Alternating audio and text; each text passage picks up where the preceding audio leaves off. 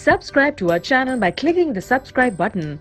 Click the bell button and enjoy the latest uploads from our channel. Now question number 3. Verify whether the following are zeros of the polynomials indicated against them. अगर आपको एक polynomial given है and उसके आगे उसकी कुछ values given है, तो आपको ये check करना है कि वो values उन polynomials को satisfy करती हैं या नहीं. That means वो उनके zeros हैं या नहीं. So let us see how.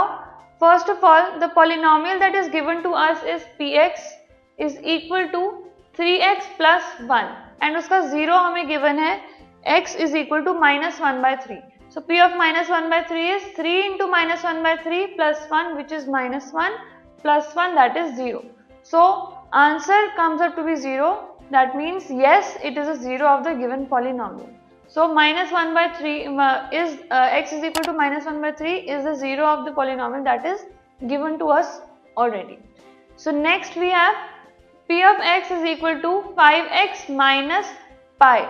5x minus pi हमारा polynomial है and जो value हमें given है वो है 4 by 5. So it gives us 5 into 4 by 5 minus pi, that ultimately gives us 4 minus pi as the answer. Now you can clearly see कि इसमें जो answer हमारे पास आया वो 0 नहीं आया. So अगर answer 0 नहीं आया, so it is not a 0 of the given polynomial. Now next we have the third part. Px is equal to Lx plus m. Now this is the polynomial given to us Lx plus m. अब इसमें x की value हमें given है minus m upon l. So we will substitute it. So l into minus m upon l plus m. L and n cancel हो गए.